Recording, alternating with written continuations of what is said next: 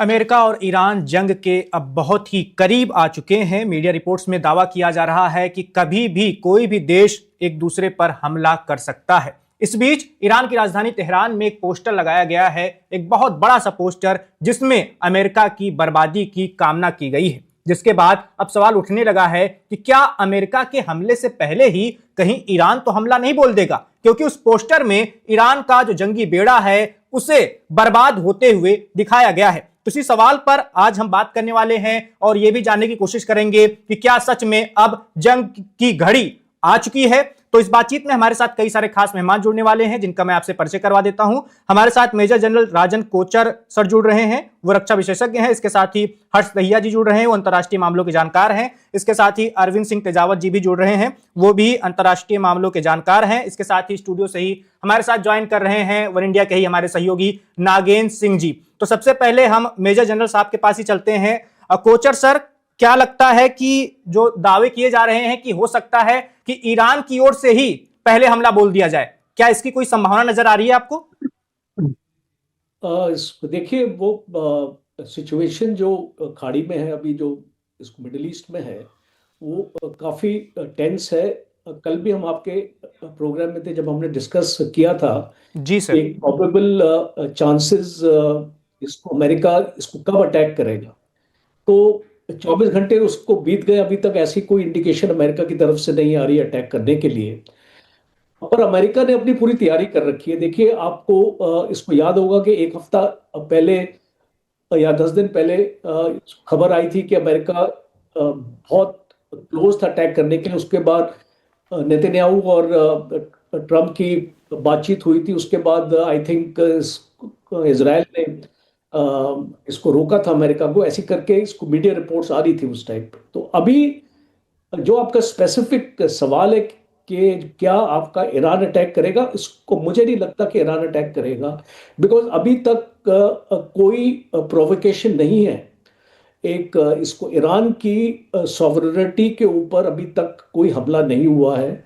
और नॉर्मली जो एक देश अपनी पॉलिसी इस तरीके से बनाता है कि अगर उसके ऊपर हमला होता है तो वो उसकी जवाबी कार्रवाई इस करेगा। कुछ इंपॉर्टेंट इसमें इसमें पहलू हैं जो मैं इसको देखना चाहता हूं कि डोनाल्ड ट्रंप इसको डिले क्यों कर रहा है। बिकॉज जैसे आपके प्रोग्राम में किसी ने भविष्यवाणी की थी कि 48 घंटे में अटैक हो जाएगा, तो उस टाइप की सिचुएशन नहीं है अभी। इसको सिचुएशन ऐसे इसलिए नहीं है बिकॉज हम जब एक टेम्पलेट करने लग जाते हैं कि वेनेजुएला में एक कर दिया तो इसको ईरान में भी सिमिलर हो सकता है। वेनेजुएला और ईरान में बहुत जमीन आसमान का फर्क है। इसको पहली इसको चीज है कि ईरान के जो लोग हैं जो इसको घेरे हुए हैं, खुमैनी को, जो उसका रेवोल्यूशनरी गार्ड है, वो बहुत ही लॉयल है। और सीआईए ने कई इसको कई अटेम्प्ट्स एक्चुअली कर दिए। मोसाद ने भी बहुत कोशिश करी कि इनके जो इनको खरीद लिया जाए, पर वो उसको कर नहीं पाए। तो इसका मतलब कि अगर आपको खुमैनी को ही उठाना है तो वो एक इसको मुश्किल काम होगा जब तक आप वहां पे बूट्स ऑन ग्राउंड नहीं लेके आएंगे। कोचर सर, एक सवाल और है। जो तस्वीर तेहरान में लगी है उसमें जंगी बेड़ा जो है अमेरिका का, जो मध्य पूर्व में पहुंच चुका है ऐसा दावा किया जा रहा है। अब्राहम लिंकन नाम है, कुछ ऐसा ही, अमेरिका के पूर्व राष्ट्रपति के नाम पर ही है। हाँ, उसको निशाना बनाने की बात हो रही है। क्या किसी एयरक्राफ्ट कैरियर को, जो अमेरिका का है, इतना बड़ा है, ताकतवर है, उसे आसानी से निशाना बनाया जा सकता है? देखिए, अगर आपके पास मिसाइल्स है ना, अब एक एयरक्राफ्ट कैरियर में होता क्या है, उसमें एक आपका प्लेटफॉर्म है ये, जिसमें आपके जो सारे हवाई जहाज हैं, इसमें अबाउट इसको 100 से 120 आपके हवाई जहाज आ सकते हैं। इतना बड़ा ये आपका एयरक्राफ्ट कैरियर है। इसमें एयर डिफेंस आपके सिस्टम, इसमें आपके मिसाइल्स लगे हुए हैं। तो जिस तरीके की टेक्नोलॉजी है अमेरिका के पास, और अगर आप इसको ड्रोन से अटैक करने की कोशिश करें, बिकॉज आप एक एयरक्राफ्ट कैरियर को आप सिंक नहीं कर पाएंगे, बिकॉज वो एक बहुत बड़ा प्लेटफॉर्म है। उसके लिए आपको एक मैसिव अटैक उसके ऊपर करना पड़ेगा, जो आई डोंट थिंक ईरान के पास वो कैपेबिलिटी है। और अगर आप उसके पास, अगर वो उसको मिसाइल्स भी लॉन्च कर देता है, तो उसको वहां पे इस तरीके का थर्ड जो आपका एयर डिफेंस सिस्टम अमेरिका का जो माना जाता है लगा हुआ है, तो इसको मुझे ये पॉसिबिलिटी बहुत कम आपको नजर आती है कि इसको ईरान एक एयरक्राफ्ट कैरियर को ज्यादा नुकसान पहुंच पाएगा। मुझे नहीं लगता ये पॉसिबल है। और बेसिकली ये जो पोस्टर्स लगाए जा रहे हैं, आप जानते हैं कि पोस्टर्स क्यों लगाए जाते हैं। लोगों में एक दहशत फैली हुई है वहां पे कि अमेरिका अटैक करने वाला है, तो अपने लोगों को भी आपने आश्वासन देना, साइकोलॉजिकल वॉरफेयर है ये, इसको लड़ाई के टाइम पे देखा जाता है। तो इसको मुझे लगता है अमेरिका शुरुआत करेगा साइबर अटैक से, और जितने भी उनके मिसाइल साइट्स हैं उनको वो डिसेबल करने की कोशिश करेगा। बट इसको यहाँ पे एक ड्रॉबैक अमेरिका को जरूर आएगा, बिकॉज ये जितनी भी मिसाइल साइट्स है ईरान की वो डिस्पर्स्ड है। इसका मतलब कि वो कोई 15-20-100 किलोमीटर के अंदर नहीं है, 1000 किलोमीटर के ऊपर है और उससे भी ज्यादा है। तो उसको पूरा जो साइबर अटैक इतने इसको बड़े एरिया में करना, इसको अमेरिका के लिए भी इसको मुश्किल काम है। इसको नामुमकिन तो मैं नहीं बोलता किसी चीज को फौज में, बट बिल्कुल। और मुश्किल काम है। आपने और पिछली बार भी कहा था कि वेनेजुएला की तरह ईरान नहीं है, ईरान के पास अपनी खुद की ताकत है। हमारे साथ नागेन जी भी जुड़ गए हैं स्टूडियो से ही, न्यूज रूम से हमारे साथ ज्वाइन कर रहे हैं। नागेन जी, आपको जोड़ना चाहते हैं, आपको क्या लगता है, क्या सच में अब युद्ध के करीब आ चुके हैं? और हमारे साथ दो और मेहमान भी जुड़े हुए हैं, दहिया जी जुड़े हैं और तेजावत सर जुड़े हुए हैं, उनसे अगर आप कोई सवाल का जवाब लेना चाहें तो। जी, तो सबसे पहले मैं थोड़ा सा कॉन्टेक्स्ट आपको दे दूं कि आज सुबह से हुआ क्या है और इतनी बेचैनी क्यों है।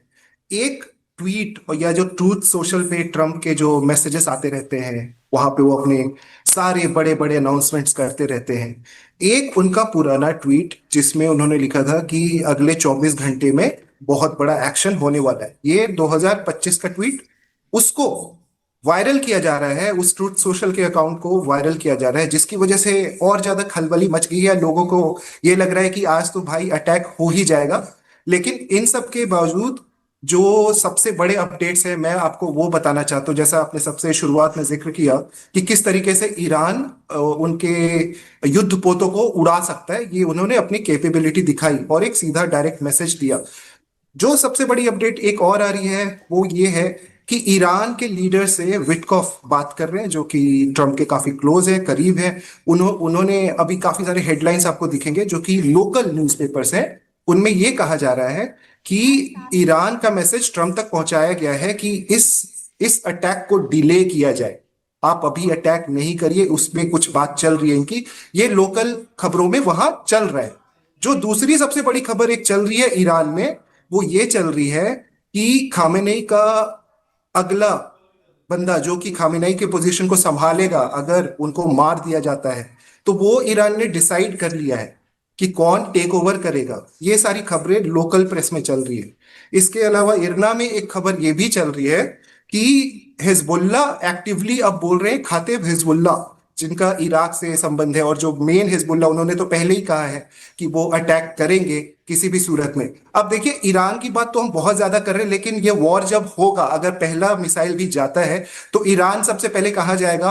और ये वो पूरा जो वॉर है वो इजराइल के ऊपर कितने सारे लोग टूट पड़ेंगे और इजराइल का क्या हश्र होगा, वो समझना भी बहुत जरूरी है। और क्यों ये अटैक अभी तक नहीं हो रहा है, इजराइल कितना प्रिपेयर्ड है, वो भी समझना जरूरी है। जैसे सर बता रहे थे, कोच साहब बता रहे थे कि उनके पास एयर डिफेंस सिस्टम्स नहीं है, अगर है भी तो इतने केपेबल नहीं है S-300, या चाइना ने अभी लेकिन नागेन जी, जो बात हो रही है कि ईरान अगर खुद बर्बाद होगा तो वो खुद को रोक तो पाएगा नहीं बर्बाद होने से, लेकिन वो अगर इजराइल अमेरिका को जरूर चाहेगा बर्बाद करेगा। इतनी लेकिन दूरी इजराइल के को जरूर होने वो के बर्बाद बावजूद कर सकता है, ऐसा कई जो लोग दावा उन्होंने कर रहे किया हैं। था पिछली बार, जो उन्होंने किया था इजराइल के काफी बड़े बड़े शहरों को, हाइफा को जैसे, उन्होंने नेस्तनाबूद किया था, वहां पे काफी डिस्ट्रक्शन हुआ था। हाँ, जितने लोगों की मौत ईरान में हुई थी, 500 से 600 से ज्यादा, हमेशा वो खबर बहुत ज्यादा खुलकर आती नहीं है, उतना इजराइल में उतनी मौतें हुई नहीं थी।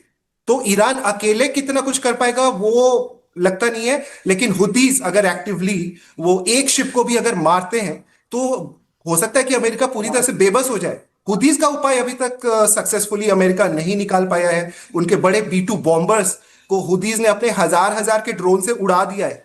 जो कि ट्रम्प की बहुत बेइज्जती हुई थी जब ये सारी चीजें खबरों में आई थी, और उन्होंने एक नहीं बल्कि दो तीन को उड़ाया था या उससे ज्यादा ही उड़ाया था। और वो हमेशा लोकल खबरों में या हिजबुल्लाह के जो मैसेजेस आते हैं उसमें उन्होंने हमेशा से अपनी तारीफें की कि हम हजार हजार के डॉलर से B2 बॉम्बर्स उड़ा रहे हैं। तो ट्रम्प देखिए अब कितना ज्यादा ढकेलते हैं। एक तो ग्रीनलैंड की बात उन्हें कहा कि अब उधर चलिए लड़ाई नहीं करेंगे, लेकिन इधर मामला थोड़ा सा संगीन इसलिए है क्योंकि इजराइल ही एक ऐसा देश है जिसको ट्रम्प बचाना चाहेंगे और जहां पे उनको खतरा है, और US बेसिस तो है ही।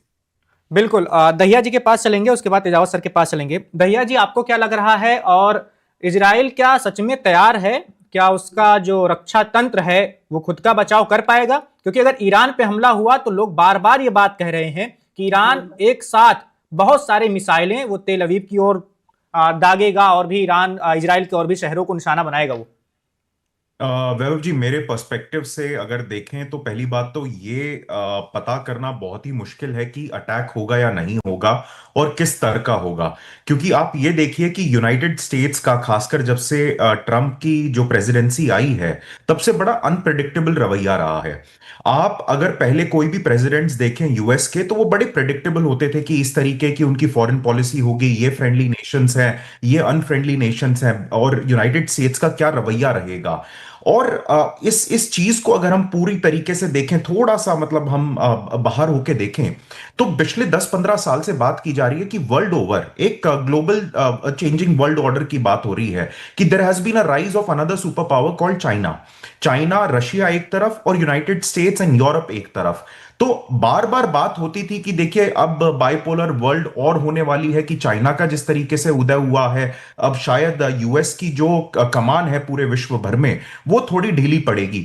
लेकिन अगर आप पिछले साल 2 साल का पूरा वाकया देखें तो ऐसा लगता है यूएस एक कमबैक कर रहा है। जो ट्रंप की प्रेसिडेंसी है बड़ी अनप्रेडिक्टेबल होके जो उन्होंने नेटो के साथ किया, जो आप यूक्रेन रशिया का क्राइसिस देखिए, फिर उसके बाद वेनेजुएला में जिस तरीके से किया गया, तो यूएस की एक मॉनरॉय डॉक्ट्रिन रही थी। जो उनके एक प्रेसिडेंट हुए थे 1800 समथिंग में, मॉनरॉय, उन्होंने ये डॉक्ट्रिन दी थी कि जो यूएस के आसपास जितना भी एरिया है, जो अमेरिकास का एरिया है, वो हमेशा यूएस के प्रभाव में रहे। कोई भी इंपीरियल पावर्स वहां पे कुछ काम ना कर सके, उनका कोई प्रभाव ना रहे, और वो पूरा एरिया यूएस के प्रभाव के अंतर्गत रहे, चाहे वो साउथ अमेरिका हो गया, नदर्न अमेरिका हो गया।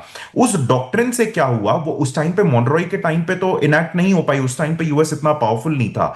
तो अब जो धीरे धीरे यूएस ने उसको इनैक्ट किया, सबसे पहले उन्होंने अपना जो बैकयार्ड था वो साफ किया, वहां पे जितनी भी फॉरेन ताकतें थी जो काम कर रही थी उनको हटाया, और धीरे धीरे यूएस ने अपना स्फेयर ऑफ इन्फ्लुएंस बढ़ाया है। आप आज आप देखिए कि सारा ग्लोबल ट्रेड यूएस डॉलर्स में होता है। सारी जितनी भी ऑयल की सप्लाई है वर्ल्ड ओवर, उसको यूएस काफी हद तक कंट्रोल करता है। ये कहना गलत होगा कि यूएस का उस पर कोई कंट्रोल नहीं है। हकीकत में देखा जाए यूएस की पूरी मोनोपोली है उस पे।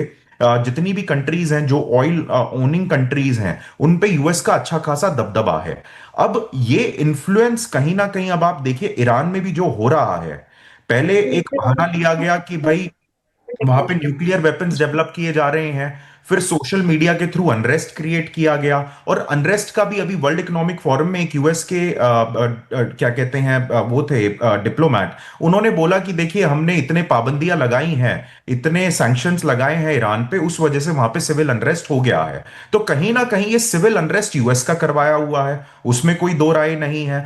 और अब यूएस इसका किस तरीके से फायदा उठाएगा वो देखना बड़ा दिलचस्प होगा, कि क्या फुल स्केल इन्वेजन होगा, या फिर वो चाहेंगे कि इंटरनल कॉन्फ्लिक्ट इतना बढ़ जाए कि एक सिविल वॉर की सिचुएशन वहां पे उत्पन्न हो जाए, और जो इनकी जो सरकार है अभी, जो इस्लामिक वहां पे सरकार है, वो अपने आप गिर जाए। लेकिन इसमें मैं एक छोटा सा एक पॉइंट ऐड करना चाहूंगा। देखिए इंडियन पर्सपेक्टिव से, अगर हम इंडियन पर्सपेक्टिव से देखें तो जो स्टेटस को बना रहे तो हमारे लिए वो बहुत अच्छा है, क्योंकि ईरान हमारे लिए बहुत बड़ा एनर्जी सप्लायर है। वहां पे कोई भी तख्ता पलट होता है, सिविल वॉर होती है, कुछ भी होती है, तो देखिए वर्ल्ड ओवर कितना फर्क पड़े ना पड़े, लेकिन भारत की एनर्जी नीड्स पे बहुत ज्यादा फर्क पड़ेगा।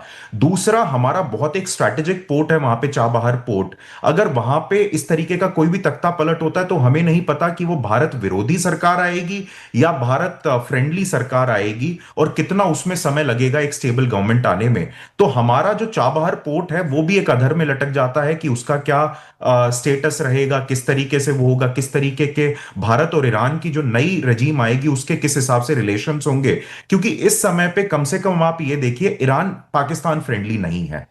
जो बिल्कुल। करंट रजीम है that is not Pakistan friendly. तो that works in favour of India. ना हमारी यूएस से दुश्मनी है, ना हमारी ईरान से दुश्मनी है। तो हमें बड़ा ही संयम बरत के ये देखना होगा कि जो वहां पे जियो पॉलिटिक्स प्ले करेगी उसमें भारत के लिए कितना अच्छा रहता है, कितना बुरा प्रभाव रहता है। चलिए तेजावत सर के पास चलते हैं। तेजावत सर काफी देर से इंतजार कर रहे हैं। सर आपको क्या लगता है कि कल भी हम बात कर रहे थे, अगर अमेरिका डराने की भी कोशिश कर रहा है, जो कि लग नहीं रही, कि अपने जंगी बेड़े को भेजना और आसपास के देशों में जो भी उनके सैनिक अड्डे हैं वहां पर तैनातियों को बढ़ाना और लगातार धमकी देना, तो क्या लग रहा है, क्या सच में संभावना हो सकती है कि अमेरिका हमला बोल दे आने वाले कुछ ही घंटों में या दिनों में? देखिए, संभावनाएं तो हैं। हालांकि बहुत सारे जो विश्लेषक है इस बात को खारिज कर रहे हैं कि शायद अभी अमेरिका हमला ना करे। पर रूजवेल्ट और अब्राहम लिंकन का वहां आना इस बात का साफ संकेत है कि अमेरिका कुछ बड़ा करने की मूड में तो है, और अगर बड़ा नहीं भी करेगा तो कुछ सीमित रूप से हो सकता है। अभी ये इसलिए नहीं हो पाया है कि दरअसल सऊदी अरेबिया या ईरान के जितने भी जो पड़ोसी देश थे उन्होंने एक प्लेटफॉर्म या बेस उनको उपलब्ध करवाने से मना कर दिया। तो ऐसे में खाली एयरलिफ्ट ही एक सहारा बचता है कि अगर वो एयरलिफ्ट करके कुछ लोग आए। और ये बात भी सही है, जैसा कि कोचर साहब ने भी कहा, कि जब तक वहां पे जमीन पे उतर कर सोल्जर्स नहीं आते हैं तब तक ईरान की जो आंतरिक सत्ता का न तो परिवर्तन संभव है, न ही वहां के प्रशासन पे पूरा तरीके से कब्जा संभव है। पर अमेरिका कुछ बड़ा करने के मूड में जरूर है, इसमें कोई दो राय नहीं है। इजराइल को अपना खतरा है, क्योंकि ईरान की इतनी ताकत जरूर है। अगर हम वेस्ट एशिया के जितने भी मुल्क हैं उनमें देखें तो ईरान सैनिक रूप से सबसे ताकतवर, और वहां की जो सरकार है वह भी ताकतवर नजर आती है। उसका ढांचा वैसा सामंतवादी ढांचा नहीं है ज्यादा कि जैसा कि बाकी वेस्ट एशिया के मुल्कों में है। भारत का जहां तक सवाल है, भारत के लिए अभी ईरान का बने रहना और खासकर खामनेई साहब का बने रहना काफी जरूरी है। क्योंकि एक तो अमेरिका ने भारत के लिए लगातार पिछले 3 डिकेड से काफी मुश्किलें पैदा की है। इराक से हम तेल खरीद रहे थे, वहां पे कब्जा कर लिया और सारी की सारी जो अमेरिकन कंपनियों ने उसको लूट लिया। इसी तरीके से हम देखते हैं कि भारत रूस से तेल खरीदने से पहले वेनेजुएला से सबसे ज्यादा तेल खरीद रहा था। अमेरिका ने वहां पे भी भारत को दूर कर दिया। ईरान के साथ जो हमारी एनर्जी डील होने वाली थी, मनमोहन सिंह जी साहब के टाइम में अमेरिका ने भारत पर बिना बात का दबाव बना के हमें वहां से बाहर किया। इसके अलावा पूरे के पूरे वेस्ट एशिया में भारत के जो काफी जो स्किल लेबरर्स हैं, जो हमारी यहाँ की जो बेरोजगार युवा है, वो वहां पे अपना काफी पैसा कमाते थे, भारत देश में भी भेजते थे। केरल से काफी लोग जाते थे, तमाम जगहों से, भारत की तमाम जगहों से वहां पे लोग जाते थे। तो उन्होंने हमारा जो आर्थिक प्रगति का जो दायरा है वो भी खत्म किया। चाबहार पोर्ट पे भले ही उन्होंने हमें थोड़ी टेम्परेरी मोहलत दे रखी है, पर हमें वहां इन्वेस्टमेंट के खतरे में कि पता नहीं आगे क्या होगा या अमेरिका का मूड किस तरीके से बदल जाएगा। इतना ही नहीं, भारत के लिए ये एक और जरूरी है कि केवल एनर्जी सिक्योरिटी तो है ही, गैस पाइपलाइन की हम बात कर ही रहे थे, पर इन्हीं सारी वजहों से हमारा ये काम रुक गया। पर वहां से भारत में जी बिल्कुल वैभव साहब, नागेन जी कुछ जी हाँ शायद कुछ कहना चाह रहे हैं जी। मैं तेजावत साहब से भी और कोचर साहब से भी ये समझना चाहता हूँ कि अभी भारत का स्टैंड है किधर। अभी तो कुछ क्लैरिटी ही नहीं मिल रही। जब इजराइल हमास का ही वॉर हो रहा था, भले उन्होंने प्लेटफॉर्म्स पे कुछ भी बोला हो, लेकिन जो बैकग्राउंड की खबरें ये कि भारत ने बारूद भी भेजे, कहीं कितनी जगहों पे उनके शिप्स को पकड़े भी गए वो, बिकॉज अगर वो स्पेन से जा रहा था तो स्पेन ने पकड़ा, या श्रीलंका के पास भी पकड़ा गया था। तो ये सारी चीजें हुई थी जब वॉर चल रहा था। अभी भारत का स्टैंड भारतीयों को ही समझ में नहीं आ रहा कि वो किसके तरफ खड़े हैं, वो किसका साथ दे रहे हैं। या हमारी सरकार हमेशा एक तरफ तो जब रशिया यूक्रेन का वॉर हुआ तो हमारे सरकार ने इस तरीके से दिखाया कि हमने वॉर को रुकवा दिया, सब कुछ रुकवा दिया, पूरा रशिया यूक्रेन वॉर रुक गया। अब तो लोगों को कॉम्प्लिकेशन समझ में आ रहा है कि ट्रंप भी वॉर नहीं रुकवा सकते। लेकिन हमने हमेशा क्लेम किया कि हमने वॉर रुकवा दी जी, आप सबको अच्छे से याद होगा। अब भी इस वॉर में भारत किधर है? हमारा डिप्लोमेटिक स्टैंड अभी एग्जिस्ट करता है, और एग्जिस्ट करता है तो प्लीज उसको थोड़ा डिफाइन करें। कोचर साहब भी बहुत अच्छा जवाब देंगे और समझा पाएंगे, पहले कोचर तेजावत सर से ही साहब भी। जवाब लेते हैं, उसके जी। बाद तेजावत सर से लेंगे। कोचर सर। ओके नागिन, इसको बहुत अच्छा सवाल है, बिकॉज एक इसको कई बार हम इसको जियोपॉलिटिक्स में एक्चुअली बोलते हैं स्ट्रेटेजिक एम्बिग्युइटी। जी। इसको स्ट्रेटेजिक एम्बिग्युइटी एक फॉरेन पॉलिसी का हिस्सा होता है। जब आप एक इम्प्रेशन देना यूं चाहते हैं कि हम किसी की साइड पर नहीं हैं, हम एक बैलेंस बनाने के लिए, बिकॉज देखिए यूनाइटेड स्टेट्स को इंडिया इसको नाराज नहीं कर सकता है, और इसको यूनाइटेड स्टेट्स के अगेंस्ट इंडिया कोई भी स्टेटमेंट नहीं देगा। इस ईरान के साथ बहुत अच्छे रिलेशन है। चाबार को आप जानते थे, इन्वेस्टमेंट हुई है, इसको बिलियंस ऑफ डॉलर्स हमने उसको वहां पे लगाए, और जो हमारा गेटवे है सेंट्रल एशियन रिपब्लिक्स और अफगानिस्तान को, और इसको नॉर्थ साउथ ट्रांसपोर्ट कॉरिडोर के लिए, वो हमारा चाबार से जाता है, तो हम इसको ईरान के अगेंस्ट भी कुछ नहीं बोलेंगे। और तीसरा प्लेयर है इसराइल। इस इसराइल भी हमारा बहुत अच्छा दोस्त है। As a matter of fact, आपने सिंदूर में देखा कि इसका जितने भी हमारे जो यूएवीज थे और सारा जो स्पाइस आपकी मिसाइल्स थी, इसको सारी इसराइल से आई थी। तो इसको भारत का ये एक जानबूझ के मैं बोलता हूं कि ये एक डेलिब्रेट इसको फॉरेन पॉलिसी का एक्चुअली कदम है कि एक स्ट्रेटेजिक ऑटोनॉमी बना के रखी जाए। कोई भी साइड्स को की इसको तरफ इसको बातचीत नहीं करे, बट एक स्टेटमेंट जरूर दें that we are against war, we are against any kind of an offensive action. लेकिन सर, जब हाँ, हम लोग इतने इररिस्पॉन्सिबल कमेंट्स करते हैं और इतने इररिस्पॉन्सिबली बोल देते हैं कि हमने वॉर रुकवा दी, तो इसका हमारा हमारा जो इमेज है, हमारे देश का इमेज है, इन सब के बीच में क्या असर पड़ता होगा? बहुत एक एक्सपर्ट ने हमें ये भी यहां तक बोला था कि मोदी जी, मैं उनका नाम नहीं ले रहा, लेकिन उन्होंने यहां तक बोल दिया कि मोदी जी ने ट्रम्प का नाम तक सही से नहीं लिया, और एक जो कहते हैं कि एक जो आपका प्रोटोकॉल होता है कि आप यूएस के प्रेसिडेंट को मिस्टर प्रेसिडेंट ही बोलते, उनके नाम से नहीं बुलाते, ये सारे प्रोटोकॉल्स तोड़े गए लगातार। तो इन सब चीजों का भी गुस्सा है। देखिए नागी जी, एक डिप्लोमेटिक एक एक डिप्लोमेट में और एक पॉलिटिशियन में यही फर्क है। जी। जो पॉलिटिशियन होता है वो एक अपनी डोमेस्टिक ऑडियंस के लिए बोलता है, वो तथ्य नहीं होता है उसमें। बिकॉज कई बार हमने देखा है, अब इसको यूक्रेन की लड़ाई हम कैसे रुकवा देंगे? इसको जब हम, लेकिन आपको तो याद होगा सर, कितने यस स्टूडियो आई ने नो, रुकवाया और बोला, नहीं ऑन नहीं रिकॉर्ड हमारी सरकार बोलने लग गई थी, नहीं नहीं, ये हमारे बहुत, अमित शाह बोलने लग गए थे। Yes yes, you are absolutely तो राइट। इसका झटका तो अब हमें झेलना पड़ रहा है ना, हम एज ए नागरिक हमें झेलना पड़ रहा है। हमें यह भी पता है कि इन्फ्लेशन बहुत ज्यादा बढ़ने वाली है, क्योंकि अब हम तेल कहां से लेंगे हमें पता ही नहीं। आप रशिया से आपने कब कम कर दिया तेल लेना, यूएस से आप ले नहीं सकते। यूएस से और दूसरे कंट्री से भी आप लेते हो तो यूएस के दबाव में ही लोगे, जहां से आप महंगा तेल लोगे। तो टोटल तो इन्फ्लेशन बढ़ने वाला है भारत में, ये समझ में आ रहा है सर, इन सब चीजों की वजह से। हाँ हाँ नागिन, जो एक आपका जो ये सोचना है ना, बिल्कुल जायज है। बिकॉज ये इस तरीके की इररिस्पॉन्सिबल स्टेटमेंट से एक्चुअली क्या होता है कि इसको भारत की जो अपनी छवि है, इसको बाहर वाली कंट्रीज में खराब होती है। और स्पेशली आपने ऑयल की बात की, देखिए हमने इसको 1-1.5 साल पहले इसको ईरान से ऑयल लेना बंद कर दिया। सैंक्शन जब लगे ईरान जी। के ऊपर, हमने उनसे जी। लेना बंद कर दिया। इसको रशिया के पास हम चले गए। अब रशियंस के ऊपर सैंक्शन लगा दिए, और फिर हमको जो टैरिफ लगा दिया, तो हमने इसको रशिया से अभी, आप इसको आज की न्यूज़पेपर रिपोर्ट है कि रिलायंस ने पिछले 2 इसको महीने से रशियन ऑयल नहीं लिया है, और हमारी जो आईओसी ले रही है वहां से, जो जी। हमारा पब्लिक सेक्टर है वो ले रहा है। बिकॉज ये इसको रिलायंस के अकाउंट्स फ्रीज कर देगा, या इसको कोई ना कोई ऐसी चीज निकाल देगा अमेरिका के, इसको रिलायंस का जो आपकी मैनेजमेंट है वो इस प्रॉब्लम में आ जाएगी।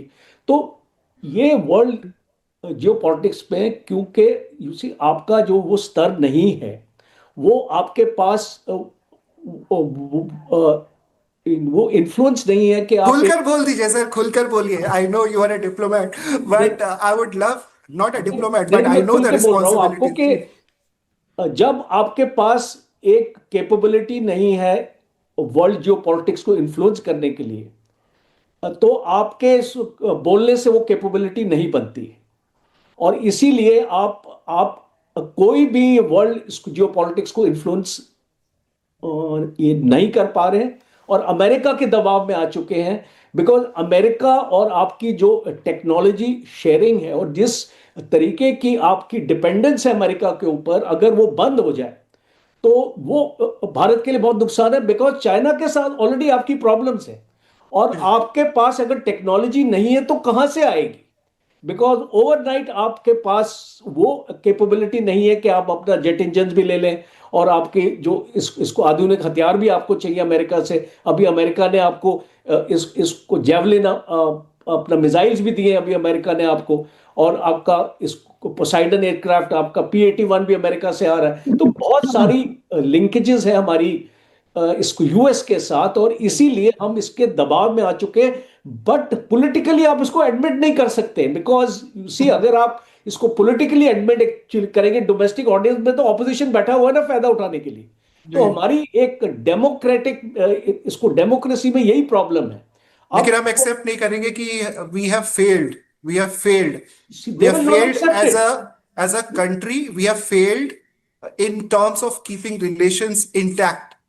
सी डोमेस्टिक ऑडियंस को भी आपको अपने साथ लेके चलना पड़ता है, पॉलिटिशियंस। और पॉलिटिक्स का यही होता है कि आप हर एक चीज अपने डोमेस्टिक ऑडियंस के साथ शेयर नहीं कर सकते हैं। और मैं इसको failed is a very strong word. I don't think मतलब मैं इस हिसाब से बोल रहा हूँ सर कि आम नागरिक को ही अल्टीमेटली पैसे की भरपाई करनी पड़ेगी जो इन्फ्लेशन बढ़ेगा, जो कि होगा। इसको देखिए, इन्फ्लेशन देखिए, आप इसको ये जो लड़ाई होती है, तो आपका स्टेट ऑफ हॉर्मूज है। स्टेट ऑफ हॉर्मूज से पूरा 20% का वर्ल्ड ट्रेड जाता है। और अगर आपकी इसको लड़ाई होगी और ये आपका स्टेट ऑफ हॉर्मूज बंद हो जाएगा, आपका रेड सी बंद हो जाएगा, सुएज कैनाल तक आप नहीं जा पाओगे, आप इसको केप ऑफ गुड होप से इतना लंबा इसको रास्ता लेके आओगे, आपके इंश्योरेंस कॉस्ट आपके बढ़ जाएंगे, आप ट्रांसपोर्टेशन कॉस्ट बढ़ जाएगा, तो आपकी देश में इन्फ्लेशन भी बढ़ेगी। तो जो भी आपका West Asia is, that's why America always controls West Asia, because वो जानता है कि पूरी वर्ल्ड इकोनॉमी इसको यहां से निकलती है, और चाइना भी डिपेंडेंट है उस इकोनॉमी में निकलने के लिए। इसलिए अमेरिका का इसको वहां पे इसको 9 मिलिट्री बेसिस हैं इसको वेस्ट एशिया में, और इसीलिए वो कोई भी देश वहां पे है नहीं इसको ईरान को छोड़ के जो अमेरिका के साथ इसको साथ नहीं है। तो आप ये देख सकते हैं कि इसीलिए अमेरिका को तकलीफ होती है ईरान से सबसे ज्यादा, बिकॉज बिकॉज ईरान एक अकेला उसको देश है, वो न्यूक्लियर की तरफ भी बढ़ रहा है। और वो उसको जैसे आपका न्यूक्लियर की तरफ बढ़ेगा तो सऊदी अरेबिया बोलेगा मुझे भी न्यूक्लियर वेपन चाहिए, फिर आपकी छोटी कंट्रीज भी बोलेंगे मुझे भी बचाओ, इसको मुझे भी न्यूक्लियर वेपन चाहिए, इजराइल भी न्यूक्लियर बनाएगा, तो एक होड़ लग जाएगी। लेकिन कोचर सर, इजराइल के पास तो कहा जाता है पहले से ही है। वो देखिए, ये जो मीडिया रिपोर्ट्स है मैं उन पर बिलीव नहीं करता हूं, बिकॉज जब तक ऑफिशियली एक चीज एक्चुअली कोई डिक्लेयर नहीं होती, कैपेबिलिटी है इजराइल के पास एक न्यूक्लियर बॉम्ब इसको बनाने के लिए, ईरान भी जानता है, और इसीलिए ईरान भी न्यूक्लियर बॉम्ब एक्चुअली बनाना चाहता है। बिकॉज कल अगर इजराइल के पास आ जाता है न्यूक्लियर बॉम्ब तो ईरान क्या करेगा, मुझे बताइए आप। तो इसको बहुत इंपॉर्टेंट है ये, बिकॉज इसको समझना कि ईरान की कंपल्शन लेकिन क्या सर, है उसको न्यूक्लियर पावर बनने के लिए, और अगर उसको सरवाइव एक्चुअली करना है। पाकिस्तान को आज आप देख लीजिए, आप इसको पाकिस्तान को इतना लोग पाकिस्तान के पास क्यों जा रहे हैं, उसके पास अपने उससे अच्छे रिलेशन रखते हैं सारी मुस्लिम कंट्रीज, बिकॉज उसके पास एक न्यूक्लियर कैपेबिलिटी है जो आज की डेट में बहुत मायने रखती है। इसको 9 कंट्रीज मुस्लिम देशों में इकलौता है पाकिस्तान जिसके पास परमाणु हथियार है। हाँ बिल्कुल, बहुत जरूरी। इसको 9 कंट्रीज हैं आज जो वर्ल्ड में जो आपकी न्यूक्लियर आपके नेशंस है, और इसीलिए आज अगर आपने देखा कि यूक्रेन का क्या हाल हुआ, और अगर इसको 10 साल पहले अगर आप इस यूक्रेन को एक न्यूक्लियर से अगर आप इसको हटाते नहीं, बिकॉज एक आपने एग्रीमेंट एक्चुअली किया था उसको बिल्कुल, खत्म करने समझौते के लिए तहत न्यूक्लियर। सब कुछ वापस करना पड़ा था। हाँ, तो फिर आज रशिया यूक्रेन पर अटैक नहीं करता। तो ये बहुत सारी इसको इंपॉर्टेंट बिंदु है, और इसलिए अमेरिका जो है वो नहीं चाहता कि ईरान के पास जिस दिन न्यूक्लियर बॉम्ब, देखिए ऑलरेडी उसके पास 60 to 65% एनरिचमेंट की कैपेबिलिटी है, उसको 90% तक जाना है। और एक डीआरडीओ साइंटिस्ट से मैं बात कर रहा था कि उसको कितना टाइम लगेगा इसमें पहुंचने के लिए, उसने बोला 3 महीने से ज्यादा नहीं लगना चाहिए। और 3-4 वेपन ही बना ले न्यूक्लियर के, इसको 3-4 बम ही बना ले, वो एक्चुअली काफी है इजराइल को खत्म करने के लिए। इजराइल तो उतना छोटा सा देश है। तो इसीलिए बहुत इंपॉर्टेंट है अमेरिका को जो इंटेलिजेंस मिल रही है, और इसलिए अमेरिका इतनी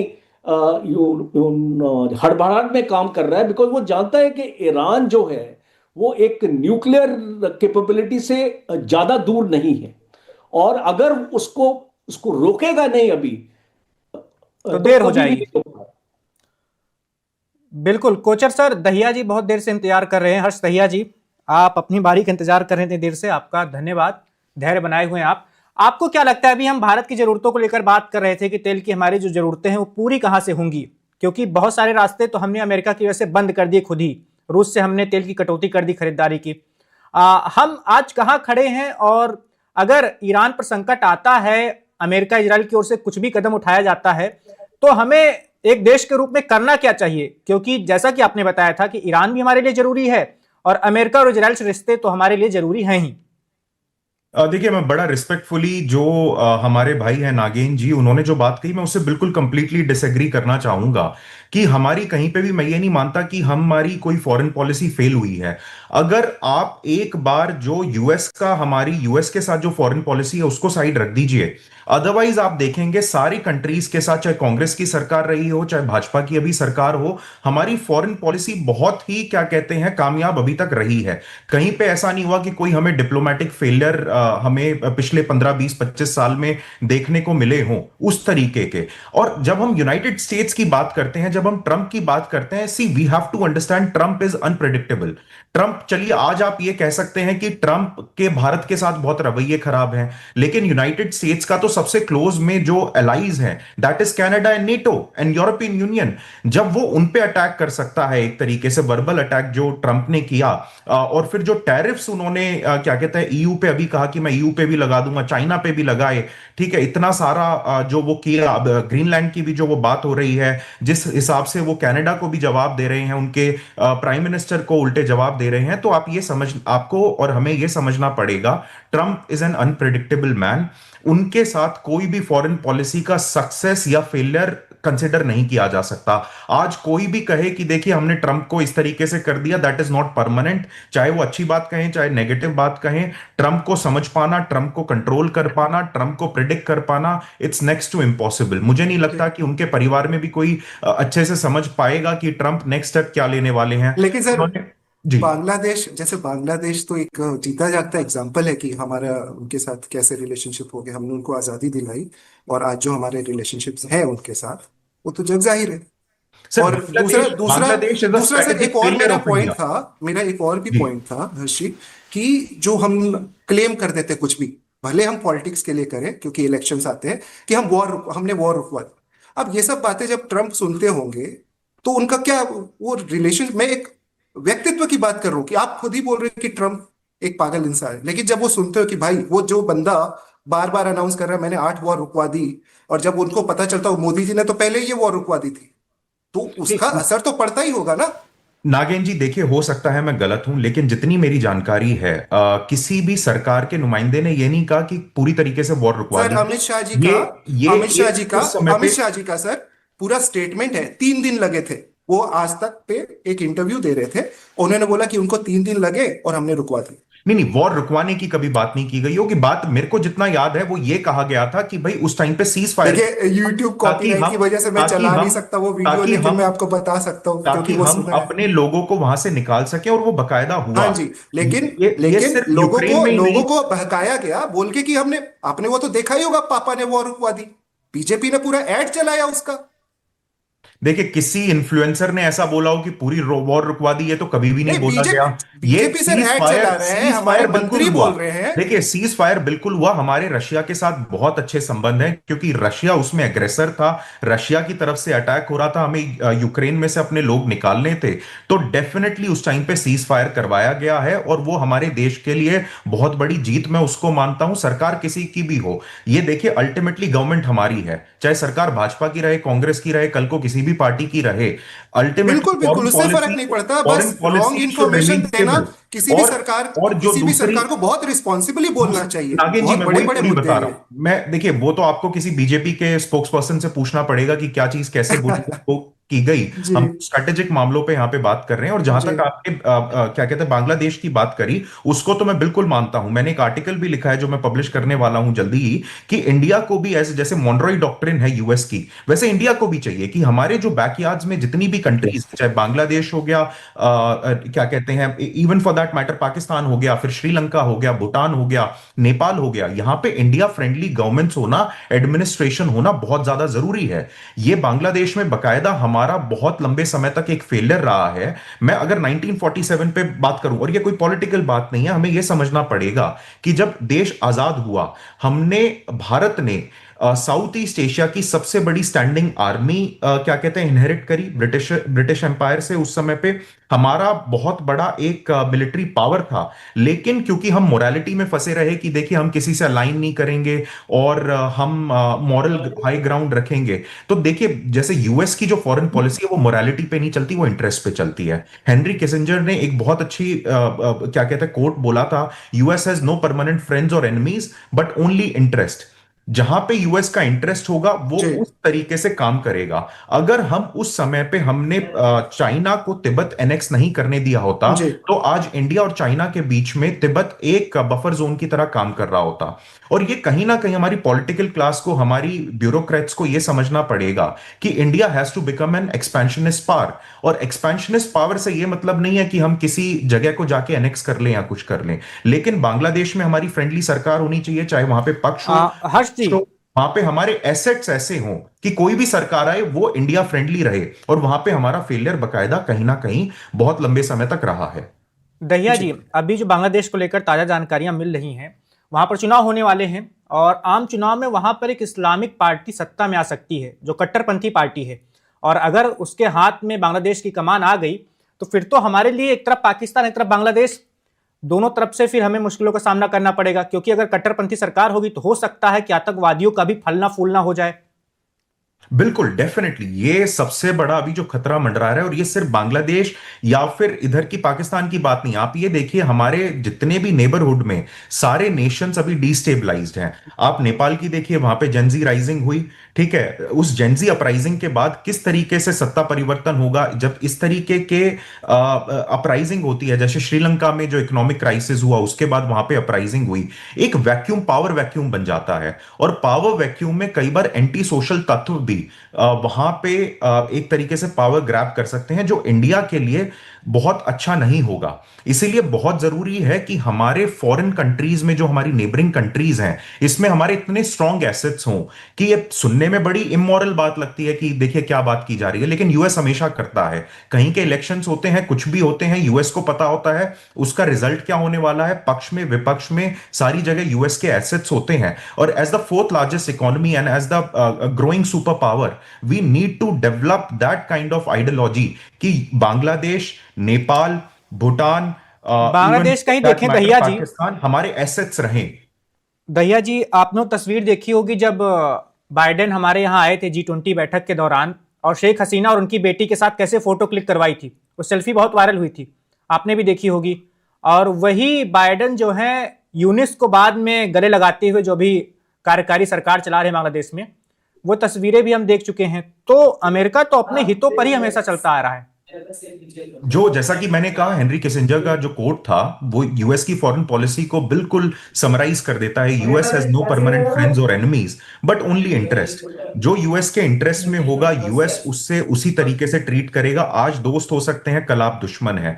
आप पाकिस्तान का भी एग्जांपल लीजिए। पाकिस्तान एक तरीके से वेस्टर्न कंट्रीज का वेसल स्टेट है, जिसको इंडियन सबकॉन्टिनेंट को क्या कहते हैं डिस्टेबलाइज करने के लिए रखा गया, और रशियन जो यूएसएसआर था उनको काउंटर करने के लिए इसको इतना पावरफुल बनाया गया। अदरवाइज अगर पाकिस्तान के पास वेस्टर्न सपोर्ट ना हो तो पाकिस्तान सरवाइव कर ही नहीं सकता। It's a failed state, it's a failed economy, and it is only surviving because of western countries and their support.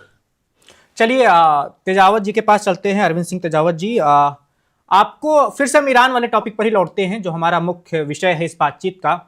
अगर मान लीजिए कि ईरान, अमेरिका और इजराइल तीनों देश अगर युद्ध में जाते हैं, ये सवाल कई बार और भी पूछा जा चुका है, मैं आपसे फिर से पूछ रहा हूं, तो जो खाड़ी के और देश हैं और जो मध्य पूर्व के और देश हैं, वो क्या ऐसा हो सकता है कि अब एकजुट होकर अमेरिका का विरोध करना शुरू कर दें, अगर उनके अंदर अभी इतना सामर्थ्य आ पाया है? क्योंकि मैं जो देख पा रहा हूं कि अब इस्लामिक देशों के बीच में एक तरीके से यह भावना आ रही है कि हमें भी अब एकजुट होना चाहिए और एक इस्लामिक नेटो भी बनाना चाहिए, यहां तक की बातचीत हो रही है अब।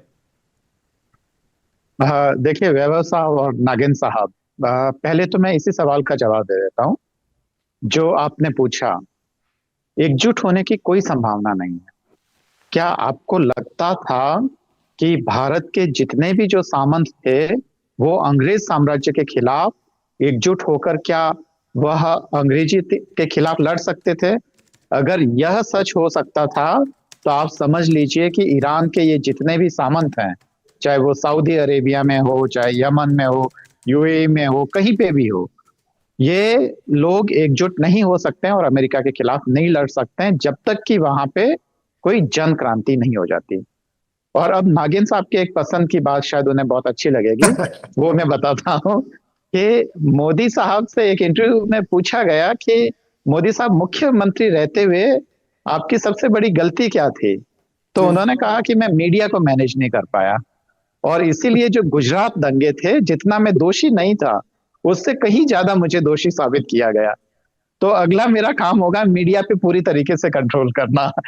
माफी चाहूंगा कि मैं सवाल पूछ रहा हूँ। मैं तो नागरिकों के लिए ही पूछ रहा हूँ, नहीं, क्योंकि मैं तो मुझे खाली जो अंदेशा है महंगाई बहुत केवल बढ़ने वाली है इंटरव्यू सर। की बात कर रहा हूँ नागिन साहब। और तेजावत आपको जी, कह रहे इसमें थे ना मैं भी कि कुछ जोड़ना चाहूंगा।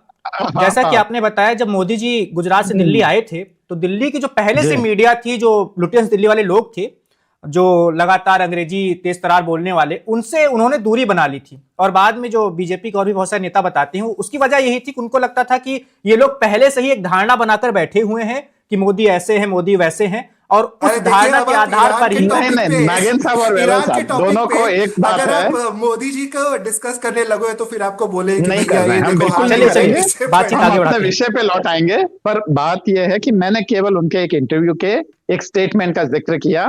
मुझे लगता है कि जवाब मिल गया होगा।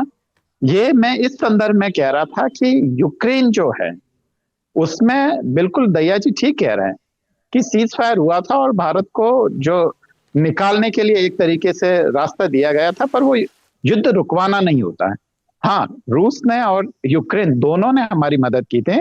और दूसरी बात यह कि जो मीडिया ने जो एक, खाली मैं इंडियन मीडिया की बात नहीं कर रहा हूँ, विशेष तौर पे वेस्टर्न मीडिया और जो रशियन इन्फ्लुएंस के कारण जो सोशल मीडिया ने किया था, जिसमें जेलेंस्की साहब को एक कॉमेडियन की तरह पेश किया गया था, आपको पता हो तो, जबकि यूक्रेन अपनी जो खुद नेशन आइडेंटिटी है उसके लिए लड़ रहा है। और एक और मीडिया का मैं बता देता हूं कि जितना हरित क्रांति में रूस का योगदान नहीं था, उससे ज्यादा यूक्रेनियन साइंटिस्ट का भारत के लिए योगदान था। ये तमाम चीजें हैं। एक और मैं उस चीज पे आ जाता हूं, क्योंकि बहुत सारे सवाल थे कि वो नरेंद्र मोदी साहब ने कहीं डोनाल्ड ट्रंप साहब का नाम तो गलत नहीं ले लिया इसकी वजह से। इन सब चीजों का फर्क नहीं पड़ता। और जिन हेनरी किसिंजर साहब की बात कर रही है, मेरी उनसे उदयपुर में मुलाकात है। वो जगत मेहता साहब को मिलने आए थे, भारत के फॉरेन अफेयर्स, वो फॉरेन सेक्रेटरी थे इंडिया के, वो 71 वॉर के भी काफी बड़े रणनीतिकार थे वो। तो उस समय किसिंजर साहब और जगत मेहता साहब, हम सब लोग भी वहीं खड़े थे। उन्होंने एक बात बोली कि दरअसल डिप्लोमेसी हमेशा नेशन इंटरेस्ट को प्रोटेक्ट करना ही नहीं होता है। कभी कभी सामने वाले नेशंस के कंफ्यूजन को, उसके डर को समझना भी डिप्लोमेसी की सबसे बड़ी जीत होती है। और कोई भी डिप्लोमेसी में कोई भी एब्सोल्यूट सक्सेस या एब्सोल्यूट फेल्योर नहीं होता है। ये एक गतिशील प्रक्रिया होती है जिसमें कि कभी आपका चलता है, कभी अंतर्राष्ट्रीय परिस्थितियां इस तरह की नहीं होती है कि आपके अनुकूल चल सके। हमें जो नॉन अलाइनमेंट के कारण हमें फायदा भी हुआ और नुकसान ये हुआ कि कश्मीर के दो टुकड़े, आधा हिस्सा चीन ने ले लिया और आधा पाकिस्तान ने ले लिया। ये भी नॉन अलाइनमेंट का ही नतीजा है। और नॉन अलाइनमेंट नहीं होता तो हम कहाँ से व्यापार करते हैं? अमेरिका के साथ हमारा व्यापार है, रूस के साथ हमारा रक्षा गठबंधन है। जब चीन ने हम पे हमला किया तब अमेरिका हमें बचाने के लिए आया था, और जब पाकिस्तान और हमारी लड़ाई हुई तब रूस हमें बचाने आया था। तो तमाम चीजें हैं। एक चीज है मैं और जोड़ना चाहता हूं कि राधा कृष्णन साहब के लिए कहा जाता है कि माओ को जब मिले थे, माओ से तुंग को, तो उन्होंने हाथ मिलाने के बाद में माओ के गाल थपथपाए। इतना ताकतवर और इतना भयानक आदमी, अमेरिकन राष्ट्रपति से भी वो उनको रात में 2:30 बजे उठा के बुलाता था कि आपसे माओ मिलना चाहते हैं, क्योंकि माओ का शेड्यूल है वो 4 बजे के बाद से शुरू होता था। तो आधी नींद में अमेरिकन प्रेसिडेंट अपने आंख मलते मलते उनसे मिलने पहुंचते थे।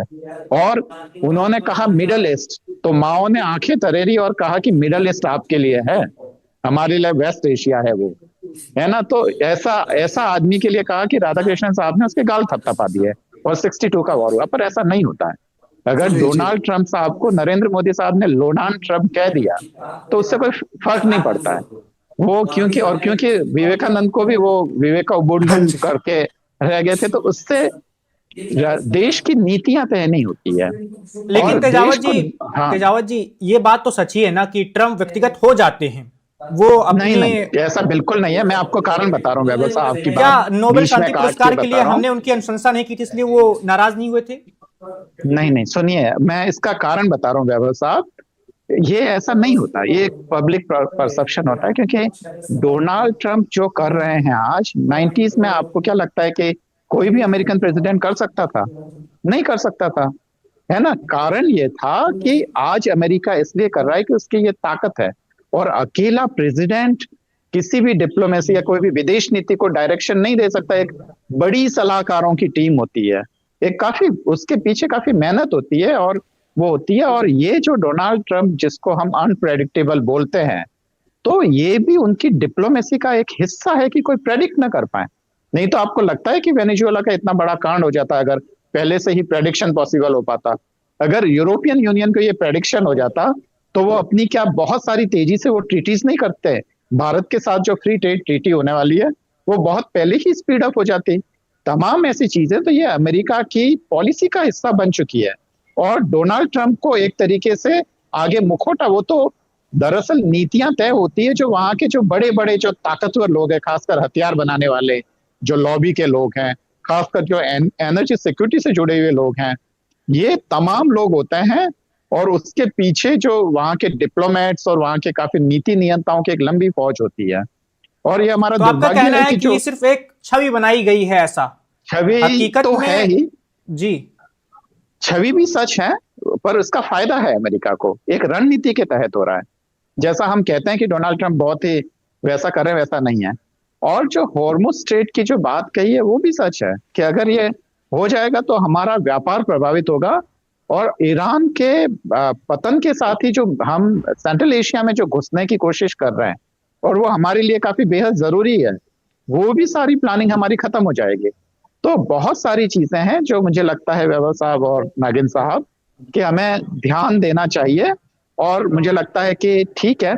और एक और बात जो खासकर कोचर साहब ने जो डिप्लोमेटिक एम्बिगुइटी की बात कही, या उसको हम डिप्लोमेटिक फ्रीडम बोल दें, तो डिप्लोमेटिक फ्रीडम थोड़ा सा ज्यादा सख्त शब्द हो जाएगा, तो वो नहीं है। ये कैसे आप कह रहे हैं कि स्टैंड क्यों नहीं ले रहा है? स्टैंड लेने के लिए तो ताकत चाहिए ना। उस आदमी का क्या स्टैंड होगा जिसकी कोई ताकत ही ना हो? भारत और अमेरिका की अर्थव्यवस्था में फर्क देखिए ना, 3 और 49 का फर्क है। नहीं ले सकते हैं आप स्टैंड कोई भी। और जो आप कह रहे हैं कि हम अफ्रीका में एक्सपेंड कर रहे हैं, अभी फिलहाल अफ्रीका के 5 देशों में जाके आया था, डिप्लोमेट्स डरे हुए हैं वहां पे, और वो जो ब्यूरोक्रेसी ऑपरेशन सिंदूर के बाद में लेकिन जी। तेजावत जी, मान लिया कि अर्थव्यवस्था हमारी अमेरिका की तरह मजबूत नहीं है, सैन्य शक्ति भी अमेरिका की हमसे कई गुना ज्यादा है, लेकिन यह भी सच है कि भारत की जनसंख्या कितनी विशाल है और हम कितना बड़ा बाजार है। अमेरिका को हमारा बाजार भी तो चाहिए। उसकी कैपेसिटी भी तो होनी चाहिए ना वैभव साहब। बाजार तो तब होगा ना जब आपकी खरीदने की वो औकात होगी। अगर आपकी पर कैपिटा इनकम ही इतनी खराब है, अकेला यूरोप आपसे ज्यादा खरीद लेगा। इसीलिए अमेरिका का अल्टरनेटिव केवल यूरोप ही हो सकता है भारत के लिए, और इसीलिए उर्सुला वान डेर यहाँ आई है आज। हमारी जनसंख्या तो तब काम की है ना जब उसकी कैपेसिटी होगी। स्किल लेबरर्स नहीं है हमारे पास।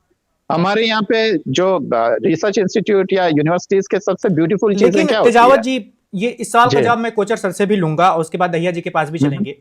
हम मात कहां से खा रहे हैं? मौजूदा जो सरकार है 11 सालों से है। पहले हमारे बारे में कहा जाता था 90 के दशक में कि सरकारें बहुत जल्दी बदलती रहती हैं, इस वजह से कोई रणनीति नीति एक स्थायी रह नहीं पाती। 11 सालों से एक ही पार्टी सरकार में है। स्किल इंडिया प्रोग्राम शुरू हुआ था बहुत पहले, सबको पता है, और मोदी जी किस तरह से बातें कर रहे थे वो भी सबको पता है। फिर हम मात कहां से खा रहे हैं? देखिए वैभव साहब, रूस देखिए, उसमें बोल्शेविक रिवॉल्यूशन 1917 में हुआ था।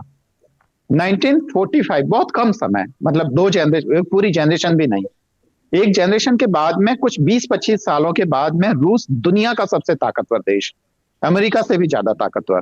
45 में जब सेकंड वर्ल्ड वॉर खत्म हुआ था, है ना, यूके या ग्रेट ब्रिटेन का पतन हो गया था। 25 साल में कोई देश इतनी प्रोग्रेस कर सकता है?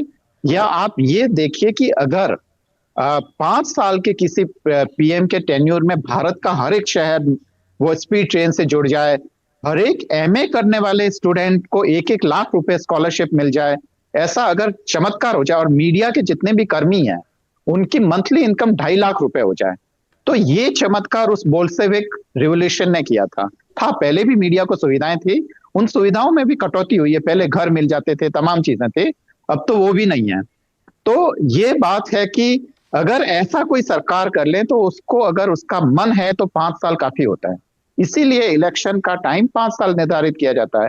पर ये कब होगा? जब कोई या तो और एक बात जो और नजर आती है वो ये है कि हमारा जो स्किल लेवल की बात हम कर रहे हैं, जो भी थोड़ा बहुत भी कुशल लोग हो जा रहे हैं, उनकी प्राथमिकता पहले होती है देश छोड़ना। ये भी तो बहुत बड़ी समस्या हमारे लिए है।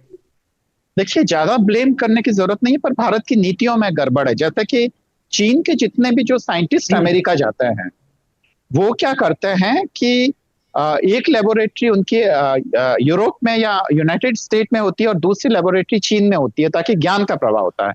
हमारे यहाँ का आईआईटी पढ़ा हुआ या अच्छे से पढ़ाई किया हुआ, वो क्या करता है कि अमेरिका जाता है और अमेरिका का ही हो जाता है।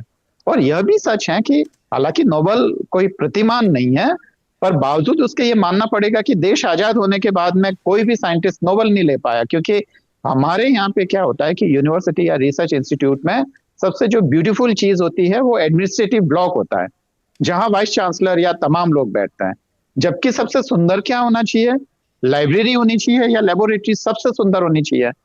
जैसे कि हमारे एक यूनिवर्सिटी में और सबसे जो लंबी अगर है, हम अर्थशास्त्र को छोड़ दें और शांति पुरस्कारों को छोड़ दें तो हम साहित्य का भी नोबेल नहीं ले पाए हैं। आखिरी टैगोर साहब को मिला था, उसके बाद नहीं मिला है। हाँ, क्योंकि ज्ञान का प्रवाह नहीं हो रहा है ना जी। और जो स्किल लेबरर्स वाली तो बात है ही। आखिरी टिप्पणी ले लेते हैं कोचर सर से। बातचीत, समय की कमी है सर। कोचर सर, आपको क्या लगता है अभी हम जो बातचीत कर रहे थे, हम मात कहां खा रहे हैं? बहुत अच्छा डिस्कशन मैं एक्चुअली सुन रहा था। सारे इस पैनलिस्ट ने और तेजावत जी ने बहुत एक्चुअली अहम की बातें करी है। मैं इसको मात जहां पे खा रहा हूं, मैं ज़्यादा टाइम नहीं लूंगा, 30 सेकेंड्स। हमारा फोकस गलत। हम मैक्सिमम टाइम पार्लियामेंट में डिस्कस करते हैं वंदे मातरम। हम मैक्सिमम टाइम अपनी एनर्जीज फोकस करते हैं टेम्पल्स, मॉस्क, इसको मुस्लिम, हिंदू, इन चीज़ों के बारे में हम बात करते हैं। जितने आप सोशल मीडिया देख लीजिए, व्हाट्सएप देख लीजिए, आपका बीजेपी के जितने भी हैंडल्स हैं, जो आपके कांग्रेस के हैं, हर एक वो बस ये इसी होड़ में लगे हुए हैं देश को और कमजोर करने के लिए। तो जहां पे आपका फोकस होना चाहिए देश की डिफेंस को मजबूत कीजिए, देश की मैन्युफैक्चरिंग सेक्टर को मजबूत कीजिए। 15% आपका जीडीपी मैन्युफैक्चरिंग सेक्टर आपको बस देता है।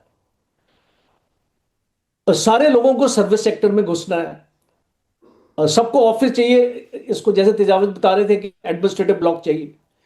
तो जब देश की आप सोच नहीं बदल पा रहे हैं, आपको 11 साल हो गए, आपने अच्छा काम किया है, मैं उस पर टिप्पणी नहीं कर रहा हूं, उसको मैं बोल रहा हूं कि हम अगर इसको मजबूत क्यों नहीं हो रहे, उसका रीजन क्या है? उसका रीजन यही है कि हमारा फोकस नहीं है। और जैसे ही 3 साल खत्म होते हैं गवर्नमेंट को, वो इलेक्शन के बारे में सोचने लग जाती है और अपनी मैक्सिमम एनर्जी लगाती है कि स्टेट इलेक्शंस को, इसको कैसे, अगर एक ऑपोजिशन है तो उसको कैसे गिराया जाए। बिल्कुल तो सही कह रहे हैं आप। अभी देखिए नवंबर में खत्म हुआ बिहार का चुनाव, फिर महाराष्ट्र में नगर निगम के चुनाव आ गए, अब बंगाल की तैयारी शुरू हो गई, वहां भी अब अप्रैल मई जो भी 2-3 महीने बचे हुए चुनाव के लिए। दहिया जी, एक आखिरी टिप्पणी आपकी। हमारे पास इतनी बड़ी जनसंख्या है, खासकर उसमें युवाओं की बड़ी जनसंख्या है हमारी, लेकिन वो जनसंख्या हमारी मजबूती बनने के बजाय कमजोरी ज्यादा दिखती है। अब जी, जैसे कि कोचर साहब ने वो बात कही कि बार बार इलेक्शन आ जाते हैं, देखिए उसका सॉल्यूशन है वन नेशन वन इलेक्शन। वो सरकार लेके आगे बढ़ रही है, लेकिन फिर उसका विरोध होता है। ठीक है, और जहां तक बाकी चीजों को मैं बड़े संक्षेप में बताऊं, देखिए we need civilizational clarity. Bharat एक ऐसा देश है, ऐसी सिविलाइजेशन है जो पिछले 1000-1500 से श्रिंकिंग मोड में है। कोई भी एम्पायर, कोई भी सिविलाइजेशन जब भी ग्रो करती है, जब भी सस्टेन करती है, जब वो एक्सपेंशनिस्ट मोड में होती है। हमें अपनी आइडियोलॉजी बदलनी पड़ेगी। हम ये श्रिंकिंग मोड में नहीं रह सकते। हमें अपने बॉर्डर्स और अपने इन्फ्लुएंस को बढ़ाना है। हमें ये जो नॉन वायलेंस का जो हमने चोला पहना हुआ है, इसको छोड़ना पड़ेगा। जो हमने ये मोरालिटी का चोला पहना हुआ है, इसको छोड़ना पड़ेगा। भारत को अगर विश्व शक्ति बनना है तो विश्व शक्ति की तरीके से एक बिहेव करना पड़ेगा, जैसे आज चाइना करता है, पिछले करीब 100 साल से यूएस कर रहा है, उससे पहले इंपीरियल पावर्स ने करी। अगर आपको मोरालिटी का चोला पहनना है, आप पहनिए। आपके हाथ से आपकी जो सिविलाइजेशनल पावर थी वो अफगानिस्तान में थी, आपको वहां से मिटा दिया गया, आप पाकिस्तान में बिल्कुल खत्म हो चुके हैं। बांग्लादेश में आज आपके लोगों को फिर मारा जा रहा है। आपके कितने स्टेट्स हैं जो कह रहे हैं कि हम एक अलग मुल्क डिमांड करते हैं। तो ये कहीं ना कहीं हमारी सिविलाइजेशनल पावर वीक हुई है पिछले 1000-1500 साल में। हम दोबारा एक्सपेंशनिस्ट बनेंगे तभी जाके इन चीजों का कोई वो मिल सकता है। और ये देखिए, जो हमने काफी सारी दिक्कतों की बात करी, ये डेमोक्रेसी के साथ ये तो ड्रॉबैक्स हैं। चाइना और रशिया इसलिए बहुत ज्यादा इजीली प्रोग्रेस कर पाए, फीचर भी होता है डेमोक्रेसी का, एक बग भी होता है। तो डेमोक्रेसी का ये बग है, वो लोग इसलिए कर पाए क्योंकि एक तरीके से वहां पे लेकिन दहिया जी, यहां पर मैं आपसे थोड़ा असहमत हूंगा। मुझे लगता है कि लोकतंत्र के साथ भी हम अच्छा विकास कर सकते हैं, और बहुत सारे बिल्कुल देशों ने करके दिखाया भी है। बिल्कुल, यूरोप नेशंस जितने हैं डेमोक्रेसी के साथ किया गया उसमें भी। लेकिन कहीं ना कहीं जो हम बहुत सारी बातें करते हैं, वहां पे जो डेमोक्रेटिक हमारे प्रोसेसेस हैं उससे स्लो तो देखिए होगा। अगर हमें एक अच्छी व्यवस्था चाहिए तो उसके साथ थोड़ी सी क्या कहते हैं जो स्पीड है वो स्लो होती है। लेकिन मेरा पॉइंट फिर वही है कि हम एक सिविलाइजेशनल क्लैरिटी लेके आए, एक्सपेंशनिस्ट पावर बने, और हम ये मोरालिटी और नॉन वायलेंस का चोला छोड़ के एक सुपर पावर की तरह बिहेव करने आज लगेंगे, तब जाके हम कल को सुपर पावर बनेंगे। चलिए नागेंद्र जी, एक आखिरी टिप्पणी आपकी, जी, उसके बाद बातचीत खत्म करेंगे हम। चलिए रशिया चाइना की तरफ तो हम थोड़ा सा चली गए सर, 11 साल में तो काफी नजदीक चले गए उसके। तो होपफुली चीजें बदलेंगी। मैं बस अभी, आई नो कि आपको एक दूसरा शो करना है वैभव, इसलिए मैं ज्यादा टाइम नहीं लूंगा। बस मैं 15-20 सेकंड कि अब रशिया, सॉरी, आपका ईरान का वॉर का होना क्या है, या अगले 24 घंटे में आपको फिर से न्यूज रूम में रात को आना पड़ेगा कि नहीं। तो वही अब मैं बताता हूँ कि ईरान की तैयारी पूरी तरीके से है। और जो, क्योंकि हम उस मुद्दे पे बात कर रहे थे, और सॉरी कि थोड़ा सा डिविएट हुआ, लेकिन ईरान पे जो सहयोगी हैं, क्योंकि कभी ईरान फ्रंट पे आके लड़ता नहीं है ज्यादा, बहुत कम होता है, रेयर होता है, जो पिछले साल हुआ था। लेकिन इस बार अगर होता है तो इनके जो हिजबुल्ला और बाकी के जो लोग हैं वो लोग काफी अब कमजोर हो चुके हैं। केवल एक ही है हिजबुल्ला हिजबुल्लाह, जो थोड़ा हुती, स्ट्रॉन्ग है, हमास, और ट्रिपल हुदी। एच। लेकिन जो सर ने बात की हॉर्मुज और रेड सी की, वहां पे हुदीस का बहुत बड़ा कंट्रोल है। एक बार वो धमकी पे धमकी की वायर काट देंगे, क्या कर देंगे, कोई ठिकाना नहीं है। अगर ट्रम्प पागल है तो वो हुदीस भी पागल है। वो सबसे बड़ी चीज है कि उन्होंने उनके जहाजों को पहले भी उड़ाया है। और बहुत सारे देशों का, पूरा वेस्टर्न जो वर्ल्ड है, दे आर अफ्रेड ऑफ हुदीस। तो वो कुछ भी कर सकते हैं, और हुदीस कैन बी अ बिग जो आप बोलते हो कि इक्का विक्का जो भी वो बन सकता है ईरान के लिए इस वॉर में। सॉरी, बस चलिए। यही है मेरा आखिरी बिल्कुल नागेंद्र जी, conclusion। आप सभी मेहमानों का बहुत धन्यवाद और इंडिया के साथ जुड़ने के लिए और अपनी महत्वपूर्ण बातें साझा करने के लिए। तो आज तरकश के इस खास एपिसोड में बस इतना ही, और अभी आपसे फिर मुलाकात होगी। और आपसे एक अपील कि 9 बजे हमारा जो खास कार्यक्रम आता है देश दिन भर, हमारे सहयोगी मुकुंद लेकर आते हैं, वो देखना बिल्कुल ना भूलें। देश दिन भर में आपको पूरे दिन की वो खबरें पता चलेंगी, देश की और दुनिया की भी, जो खबरें आपसे छूट गई हैं, और खबरों के पीछे का पहलू भी आपको पता चलेगा। Subscribe to One India and never miss an update. Download the One India app now.